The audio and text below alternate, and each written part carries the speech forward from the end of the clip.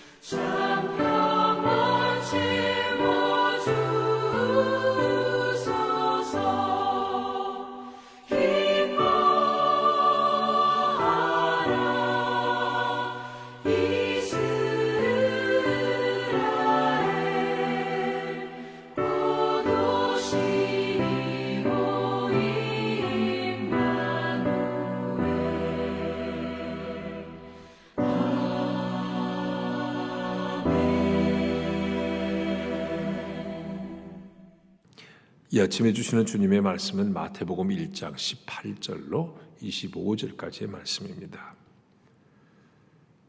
예수 그리스도의 나심은 이러하니라. 그의 어머니 마리아가 요셉과 약혼하고 동거하기 전에 성령으로 잉태된 것이 나타났더니 그의 남편 요셉은 의로운 사람이라 그를 드러내지 아니하고 가만히 끊고자 하여 이 일을 생각할 때에 주의 사자가 현몽하여 이르되 다윗의 자손 요셉아 내 아내 마리아 데려오기를 무서워하지 말라. 그에게 잉태된 자는 성령으로 된 것이라. 아들을 낳으리니 이름을 예수라 하라. 이는 그가 자기 백성을 그들의 죄에서 구원할 자이심이라 하니라. 이 모든 일이 된 것은 주께서 선지자로 하신 말씀을 이루려 하심이니 이르시되 보라 처녀가 잉태하여 아들을 낳을 것이요 그의 이름을 임마누엘이라 하리라 하셨으니 이를 번역한즉 하나님이 우리와 함께 계시다 함이라.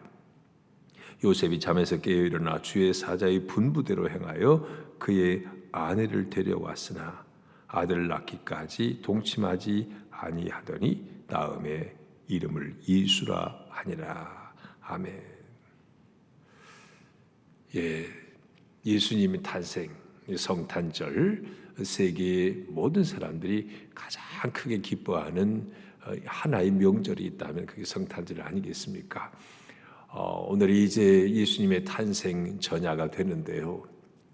우리가 원래 크리스마스 이브면 정말 주님의 탄생을 기뻐하는 마음으로 설렘 가운데 그냥 밤잠을 이루지 못하고 그런 풍습들이 오랫동안 있었습니다. 오늘 성탄 전야고 내일은 성탄 주일입니다. 그래서 또 주일 예배를 위해서 늦게까지 이렇게 밤을 새우는 일은 없기를 바랍니다. 자, 오늘 읽어드릴 말씀에 예수님의 탄생의 이야기가 기록되어 있습니다. 주님께서 이 땅에 탄생하시는데 그 탄생의 놀라운 역사에 쓰임받은 두 사람의 이야기로부터 오늘 본문의 시작이 됩니다. 마리아와 요셉이라고 하는 두 사람. 하나님께서 인류 구원을 위해서 예수님을 이 땅에 보내주시는데 이 두 사람을 통하여, 두 사람을 통로로 하나님은 예수님을 이 땅에 메시아를 보내주셨습니다. 자, 오늘 본문에 보면요, 18절의 말씀에 예수 그리스도의 나심은 이러하니라. 인류의 왕, 구원자 예수 그리스도, 성경의 주인공, 우리 역사의 주인은 예수님이십니다. 그런데 그 예수님의 탄생에 예수님이 주인공이라면 조연 역할을 할 사람이 반드시 필요해요. 한 드라마에도 주인공만 있지 않죠. 조연이 있어야만 드라마가 완성됩니다. 예수님이 주인공인데 조연이 누구냐? 마리아와 요셉. 보시죠. 다시 한번 그의 어머니 마리아가 요셉과 약혼하고, 마리아와 요셉이 약혼한 사이입니다.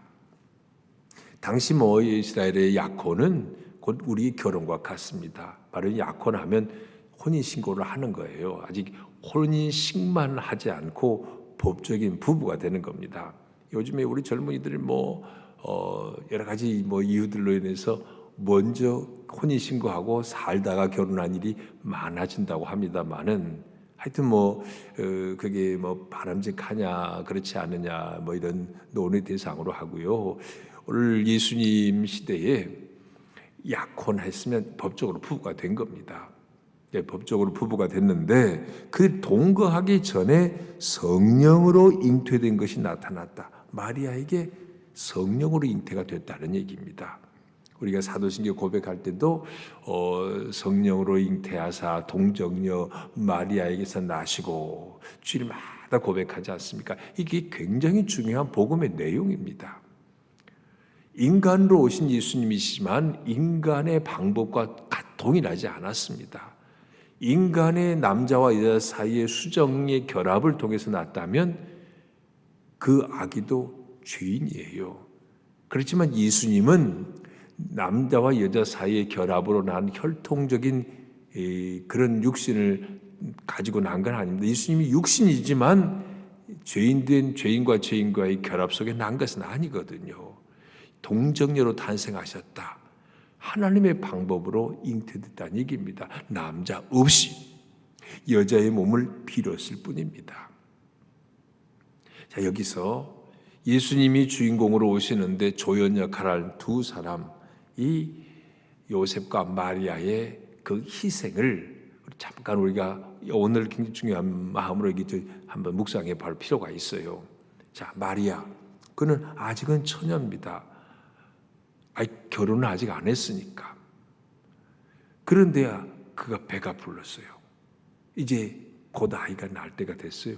그러면 이거는 요즘 현대적인 말로는 혼전 임신입니다. 여자의 몸으로 임신이 됐다. 아직 처녀의 몸으로 임신이 됐다.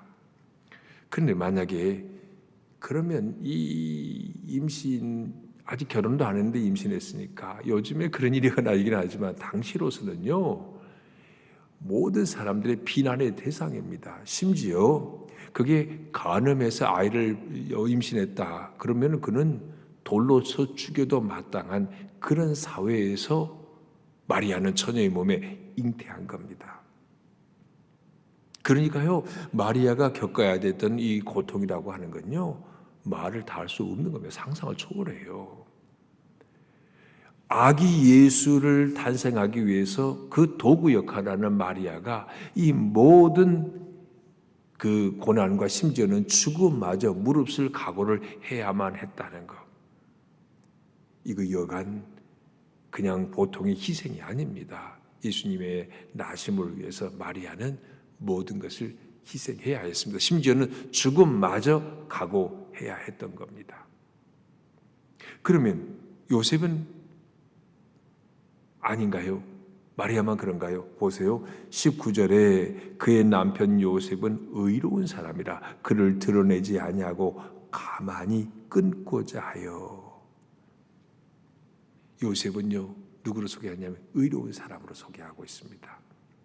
그가 참으로 의로운 사람이기 때문에, 아니 약혼녀가 임신을 해버렸어요. 자기도 한 번도 잠자리를 같이 안 했는데 의로운 그가 그냥 넘어갈 일이 아니에요. 적당히 넘어갈 일이 아니에요. 의로움의 기준으로 볼 때 약혼녀를 의심할 수밖에 없습니다. 이런 부도덕한 일이 어디가 있냔 말이죠. 그래서 끊고자 했어요. 그런데 또 이 요셉은 정말 의로운 사람이면서 젠틀한 사람이에요. 이걸 동네방네 소문내지 않고요, 온유한 그 성품 따라 가만히 조용히 이 문제를 정리하려고 했습니다. 여기서 요셉의 성품이 드러나요. 만약에 요셉이 말이죠, 이 약혼녀를 임신시키고 말하자면 마리아를 요셉이 동침을 해서 임신시키고 버렸다면 그 비난은 요셉이 받죠. 그리고 마리아는 돌마다 죽을 위험은 없어요. 왜냐하면 요셉이 한 거니까. 그런데 요셉은 분명히 자기는 잠자리 같이 하지 않았어요. 그 태중에 있는 아기가 내 아기가 아니야. 난 그래서 이 여자 버린다. 그럼 어떻게 되는 거예요? 그러면 마리아는 돌마다 죽는 겁니다. 다른 제3의 남자, 외간 남자와 잠자리를 같이 했다는 얘기잖아요. 그럼 마리아는 죽는 거예요. 요셉은 그 자기의 의로움 때문에 이 문제를 적당히 넘어갈 수 없었지만 또 마리아를 사랑하는 마음에서 조용히 관계를 청산하려고 했습니다. 자, 일단 여기서 마리아와 요셉, 예수님의 육신의 부모인 그들이 겪어야 했었던 희생의 그 엄청난 대가가 필요했던 겁니다. 예수님이 사람의 몸을 입고 이 땅에 오시기 위해서 말입니다. 자, 고민하고 갈등하고 괴로워하는 요셉에게 하나님의 천사가 나타났어요. 사자가 나타났습니다. 꿈에 20절 이 일을 생각할 때 주의 사자가 현몽하여 이르되 다윗의 자손 요셉아 내 아내 마리아 데려오기를 무서워하지 말라. 그에게 잉태된 자는 성령으로 된 것이라. 요셉은요, 하나님의 사자의 방문을 받고 이 모든 사실을 받아들이기로 결단합니다. 누가복음 1장에 보면 마리아도 가브리엘 천사의 방문을 받고 처녀 몸에 잉태한 이 사실을 받아들이잖아요. 요셉도 하나님의 사자가 꿈의 현몽에서 나타나서 이렇게 얘기해 줄 때 받아들입니다. 정말 대단한 사람들이에요. 마리아와 요셉, 한마디로 말하면 죽을 각오한 믿음의 사람이요, 헌신의 사람이요, 순종의 사람들이었습니다. 하나님이 이런 그들을 통해서 예수 그리스도를 이 땅에 보내주셨어요. 자, 요셉은 이걸 받아들이고 이제 어떻게 했습니까? 이 받아들였다는 것 전체적으로 뭘 말해요? 일단은 마리아의 몸속에 있는 아기가 내 아기가 아니야. 내 씨가 아니란 얘기죠. 그럼에도 불구하고 성령으로 잉태된 하나님께서 하신 일이라는 사실을 받아들였기 때문에 마리아를 자기 집으로 데려옵니다. 말하자면 아내로 정식으로 맞이한 거예요. 그리고 오늘 말씀에 그 끝에 보면 25절 아들을 낳기까지 동침하지 아니하더니 아이가 마리아의 몸에 잉태해서 낳기까지 10달이잖아요. 이 10달 동안 동침하지 않았어요. 아리따운 곱고 순한 이 여인 마리아, 그 하룻밤도 동침하지 않았습니다. 이게 지금 요셉이 하나님의 천사의 메시지를 듣고 그대로 마리아를 받아들이기로 한 요셉의 행동, 이런 겁니다. 이런 거 보면요, 정말 훌륭한 조력자 역할을 했어요. 여기까지 보면요, 정말 예수님이 탄생을 위해서 마리아와 요셉은 사회적으로 엄청난 희생을 감수하지 않으면 안 되었구나. 이걸 좀 다른 말로 얘기하면요, 하나님이 정말 예수님이 태어나는데 귀한 도구로 사용하시는 그들, 하나님이 그들 인생에 역사하셨어요. 개입하셨어요. 그럴 때 그들은요, 그 혼동은, 그들이 겪어야 되는 이 혼돈은요, 말로 다 할 수 없는 겁니다. 우리 흔히 그런 그 간증자들 있잖아요. 하나님이 그를 쓰시려고 간증자로 세우실 때 하나님이 역사하셔서 그들의 삶에 개입하시면요, 삶을 흔들어 놔버리셔요. 그래서 우리 정말 뭐 감당 못할 것 같아. 가령 평안한 집에 갑자기 부도가 났거나 뭐 죽을 질병이 왔거나 자식에 큰 문제가 생겨가지고 그냥 집안이 완전히 거들나버린, 잡아 흔들어요, 하나님이. 그렇게 하지 않고는 하나님이 원하시는 그릇으로 쓰임받을 수 없으니까. 역사 속에 하나님이 개입하시면 확 뒤집어 놓는 그런 게 있습니다. 모세도 그랬잖아요. 40년 궁중에서 살았고 도망쳐 나와서 40년 미디안 광야에서 목동으로 있는데 양치고 있는 모세를 하나님 찾아오셨어요. 너 다시 애굽에 가라. 아니, 이 노인이 도망쳐 나온 애굽으로 간다는 게 말이 됩니까? 나는 늙었을 뿐 아니라 도망자로 나와서 가서 잡혀서 죽으면, 내가 죽임 당하면 어떠려고요? 평안하게 그냥 목동 생활하고 있는 모세의 인생을 뒤집어 버리셔요. 하나님이 흔들어 놓으십니다. 그렇게 하나님이 개입하실 때 이런 일들이 일어나요. 그런데요, 결론적으로 보면 그럴 때 순종하면 하나님이 너무 크고 놀랍게 쓰신다고요. 아무리 하나님이 흔들어 놓으실지라도 그때 순종하면 그게 꼭 복이 되더라는 거, 우리 개인에게서도 그리고 역사 속에서도 아주 쉽게 찾아볼 수 있는 일입니다. 자, 이렇게 해서 이제 아기 예수의 탄생을 예고하고 있죠. 아들 낳으린 이름을 예수라 하라. 이는 그가 자기 백성을 그들의 죄에서 구원할 자심이라. 죄로부터 구원하시기 위해서 예수님이 오셨다. 이 되어지는 모든 일은 오늘 마태복음은 하나님의 예언의 성취라고 얘기하고 있습니다. 이 모든 일이 된 것은 주께서 선지자로 하신 말씀을 이루려 하심이니, 이르시되 보라, 처녀가 잉태하여 아들을 낳을 것이요 그 이름을 임마누엘이라 하라 하셨으니, 이를 번역한즉 하나님이 우리와 함께 계시다 함이라. 처녀 몸에 성령으로 잉태될 걸 이미 미가의 예언자 미가를 통해 예언하시는데 그 성취란 얘기입니다. 이미 예수님이 탄생하기 700년 전에 예언된 말씀이에요. 자, 처녀 몸에서 태어난 동정녀에게서 태어난 성령으로 잉태된 아기 예수. 성령으로 잉태됐기 때문에 분명히 그분은 하나님의 아들이에요. 남자와 여자 사이의 결합을 통해서 난 게 아니고 성령으로. 그래서 사람이지만 그는 하나님의 아들입니다. 동시에 그분은 마리아의 몸 뱃속에서 나오셨어요. 그래서 또한 그분은 완전한 사람이십니다. 그래서 예수님이 누구냐 할 때 존재론적으로 예수님은 완전한 하나님이시고 완전한 사람이 되는 겁니다. 성령으로 잉태됐다는 것, 그리고 마리아에게서 나셨다는 게 바로 그걸 의미합니다. 그러면 사람의 몸에서 난 모든 사람은 죄인이잖아요. 그런데 예수님에게는 죄가 없어요. 사람의 몸에서 났지만, 인류 구원을 위해서 사람의 몸에서 났지만 성령으로 잉태되었기 때문에 예수님에게 죄는 없으십니다. 인간의 몸을 입은 사람으로서 죄 없는 분은 예수님 한 분밖에 없습니다. 그래서 예수님이 우리의 구원자가 되시는 겁니다. 자, 아기 예수의 탄생, 그게 우리 교회의 축복이냐? 임마누엘이라고 그랬죠. 뭐예요? 이를 번역하자 하나님 우리와 함께 계시다. 신앙생활의 축복은요, 주님이 나와 함께 계시는 게 축복입니다. 돈 많이 벌고 막 시험마다 시험 다 합격하고 말이요, 성공하고 출세하고, 그게 복이 아니고 어떤 지경이든지 주님이 나와 함께 계심 그 자체가 복이라고요. 요셉이 잠에서 깨어 일어나 주의 사자의 분부대로 행하여 그의 아내를 데려왔으나 아들 낳기까지 동침하지 아니하더니 나음의 이름을 예수라 하니라. 아까도 말은 했죠. 멋진 요셉의 순종.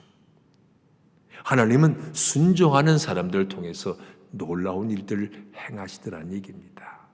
오늘요, 탄생하신 예수님을 기쁨으로 경배하고자 설레는 마음이 있는 우리들, 여기 예수님 탄생을 위해서 조력자 역할을 하는 귀한 두 사람 마리아와 요셉을 우리가 함께 살펴보았습니다.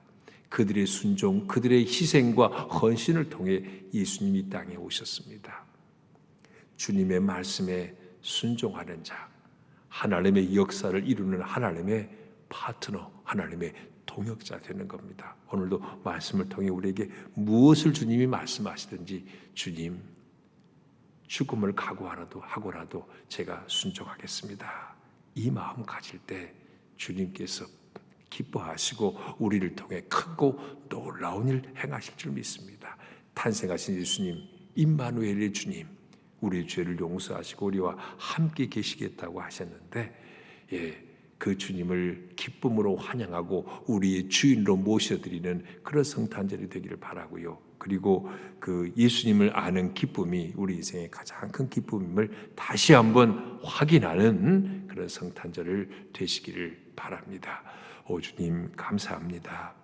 매서운 추위가 기승 부리는 이 엄동설 아니지만 이 땅에 구주로 강생하신 예수 그리스도, 그분의 탄생을 기뻐하는 성탄절을 맞고 있습니다. 주님, 예수님이 오심이 우리의 구원의 소식이며 영생의 보장이라는 사실을 다시 한번 생각하고 주님의 나심을 기뻐하며 경배하기 원합니다.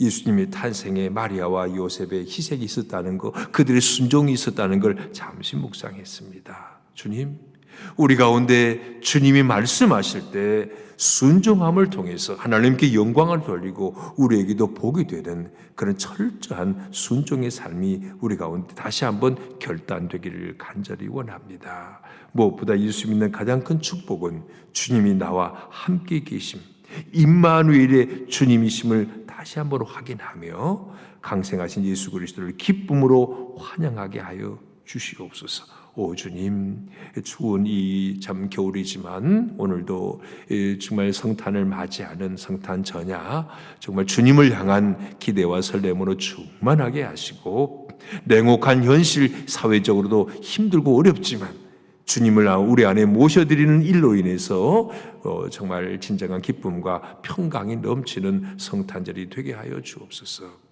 오 주님, 내일 거룩한 주일, 송년 주일이면서 성탄 주일로 지킵니다. 우리 시온성의 모든 성도들은 한 해를 마무리하고 새해를 소망하는 가운데 성탄절 하나님 앞에 예배의 자리로 나오도록 은혜 베풀어 주시옵소서. 몸과 마음과 영혼의 강건함을 더하여 주시옵소서.